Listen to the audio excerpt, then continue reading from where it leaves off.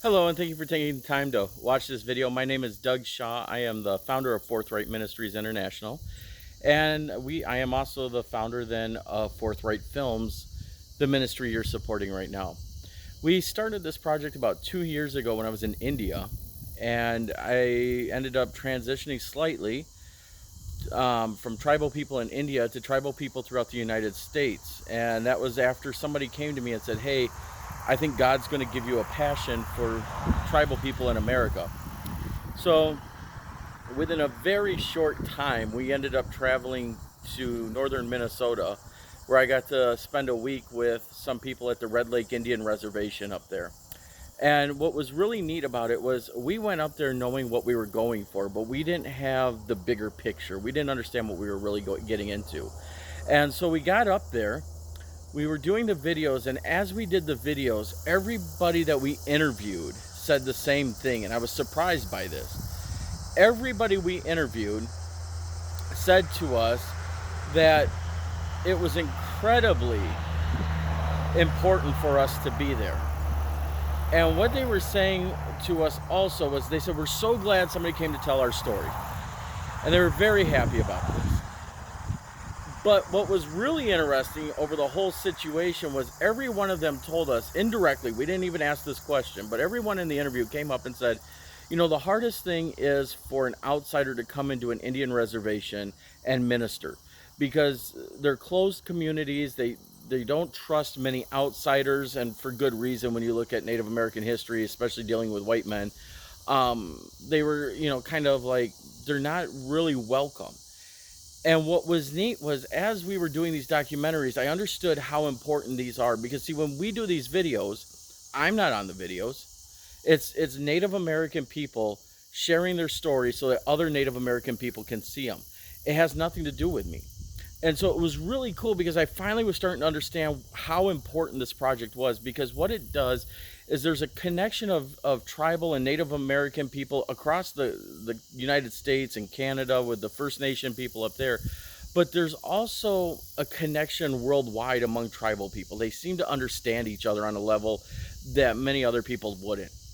And so this whole project really exploded at that point because my view of what we were doing changed.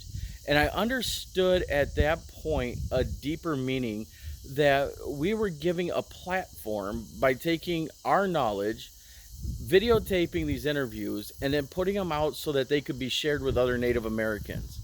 And it's really neat. I got a response back from one of the guys that we interviewed, and after we posted the video, and he said to me, he goes, "Doug, the people in our community are so excited about this film and they can't stop watching it."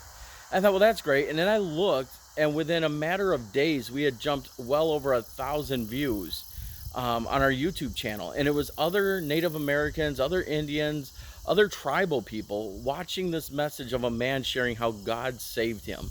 And he speaks in a way that they understand. He speaks on things that they understand that I would never understand because I don't live in the culture.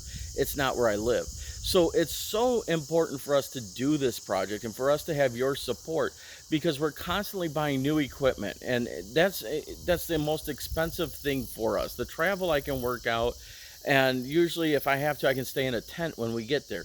But the equipment, the technology that we have to take with is incredibly expensive. For example, I just bought a little voice recorder that's only maybe this big. It cost me $300 once I get all the stuff to go with it. So all this stuff is very, very expensive. Our video cameras are obviously incredibly expensive, but then there's always new technology. Right now we're in the process of buying new sound dampening equipment. That's going to cost $400. So there's always something to add on, always something that we have to put in to make our product better, so that we are making sure that we are giving the people that we interview the best quality that they can get. So like right now, part of the reason why I'm filming here, you can hear all the cars going back and forth. When we're done and we get all the equipment we need, we'll be able to set up a studio on a place just like this where you would probably never hear those cars going by. The bugs in the background, the crickets, the cicadas, all that stuff going off, that's what you want to hear. You want to hear those nice ambient sounds that are there all the time, but we don't want to hear cars, right? So we can go through and we can get rid of some of that and start working on equipment that would block that out so that we have a better product. Um, that's what we're doing, is we want to make sure that when we share these videos, that we are giving the best quality product that we can give to the people. And, we want to make sure that they're getting treated as we would want to be treated as well, right? If I had somebody coming to my ministry and saying, "Hey, I want to document," I want to make sure that they're coming in with the best equipment and don't make me look bad at the end of the day. So that's what we're trying to do. We want to make sure we have all the equipment. We want to make sure that when we get there, we have everything organized. Where our boxes are organized, cases. When you get into video work, cases are one of the more expensive add-ons that you have to put.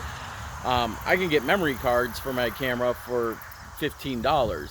The case that I have to put my video camera in is $200.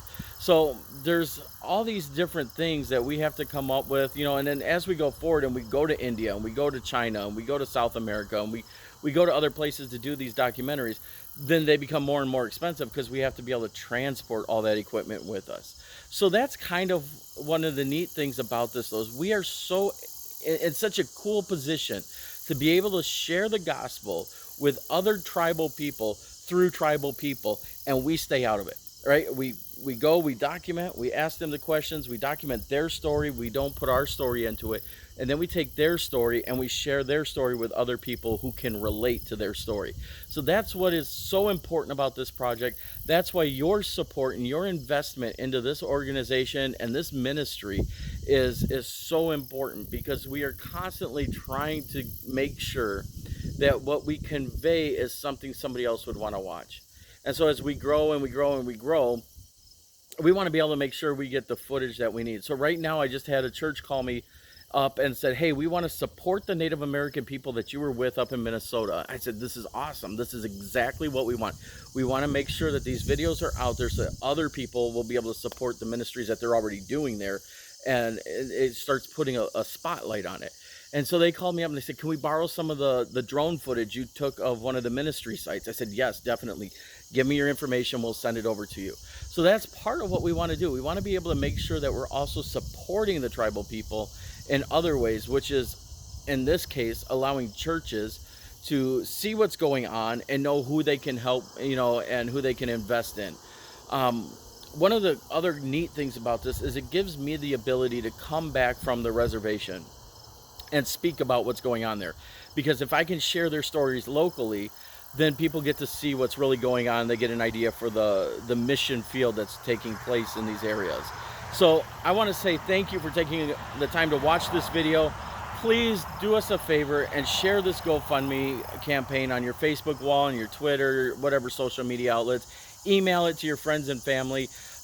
Because that's where these things grow. They grow from people like you taking the time and saying, "I want to invest. Maybe I can't invest a lot of money right now, but I can at least invest by sharing this. I can invest by telling the story." And that's what's important. We want to make sure that people understand what we're doing. And if they can financially give, they can. I would ask you right now, if you can afford to give even $5, you click the donate button. I think it'll let you do $5. Maybe I'm wrong in GoFundMe. I think it lets you do 5. Maybe it's 10. I can't remember what the bottom is. But click that button and make a donation and invest in this ministry that we're doing, because it is a ministry. It's a ministry of helps, but it's also a ministry of evangelism, where we are actually producing evangelistic tools for tribal people and Native Americans. So thank you again for watching. Be blessed, and we will see you again next time.